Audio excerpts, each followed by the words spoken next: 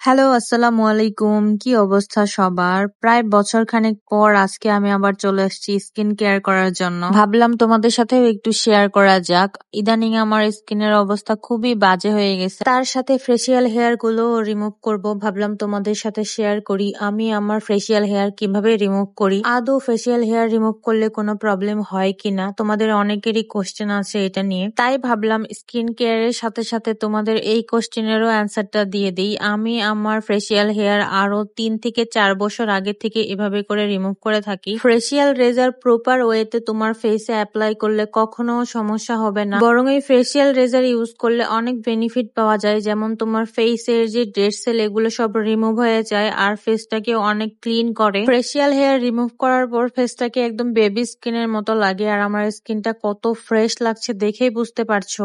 এখন আমি আমার স্কিনে একটা স্ক্রাব ইউজ করব আর এই স্ক্রাবটা আমি 10 থেকে 15 মিনিট ভালো করে ম্যাসাজ করব আলতো হাতে, যাতে আমার স্কিনটা প্রপার ওয়েতে ক্লিন হয় আর আমার ফেসের মধ্যে যে ডেড সেল বা ব্ল্যাক হেডস থাকে এগুলোও যাতে রিমুভ হয়ে যায়। স্ক্রাব করার পরে আমি এখন আমার ফেসে একটা মাড মাস্ক ইউজ করব আর এই মাড মাস্কটা খুবই ভালো, আমি প্রায় ইউজ করি কারণ এটা খুবই ভালো কাজ করে। এখন আমি তোমাদেরকে বলি আমি আমার ফেসিয়াল হেয়ার রিমুভ করার সময় ফেসের মধ্যে কি ইউজ করি। আমি সবসময় আমার রেগুলার যে ময়শ্চারাইজার ইউজ করি সেটাই ইউজ করে থাকি, কারণ আমার অ্যালোভেরা জেল বা অয়েল এগুলো কোনো কিছুই স্যুট করে না। আমার কাছে ময়শ্চারাইজার ইউজ করাটাই বেস্ট মনে হয়, তাই আমি সবসময় ফেসিয়াল হেয়ার রিমুভ করার আগে ময়শ্চারাইজার ইউজ করে নিই ফেসের মধ্যে, যাতে আমার ফেসে কোনো র্যাশ বা বাম্পস এগুলোর প্রবলেম না হয়। যাই হোক, তোমরা যারা ভয় পাও ফেসিয়াল হেয়ার রিমুভ করবে তারা কিন্তু অনায়াসে ফেসিয়াল হেয়ার রিমুভ করতে পারো। আর আমার মাড মাস্কটা রিমুভ করার পর আমি একটা লিপ মাস্ক আর আই মাস্ক ইউজ করছি। এই লিপস মাস্কটা ইউজ করলে লিপস কিন্তু অনেক বেশি ময়শ্চারাইজিং করে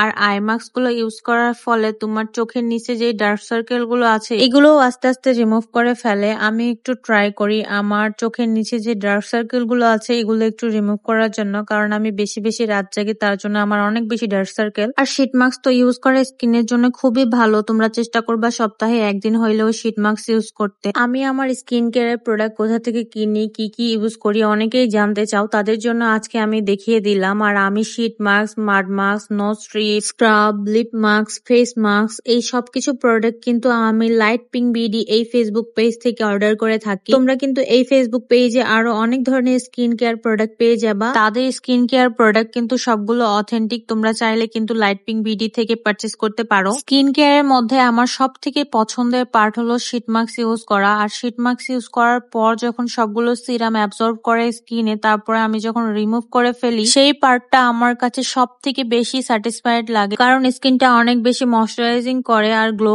করে তার সাথে সাথে। এই তো আমি শীট মাস্ক 15-20 মিনিট রেখে এখন রিমুভ করে ফেলছি। দেখো আমার স্কিনটা কি সুন্দর লাগছে, অনেকটাই গ্লো করছে, একদম বেবি স্কিনের মতো লাগছে। আমি এখন এভাবে করে ঘুমিয়ে যাব। আজকের মতো এখানেই শেষ করছি। সবাই ভালো থেকো, সুস্থ থেকো। Good night.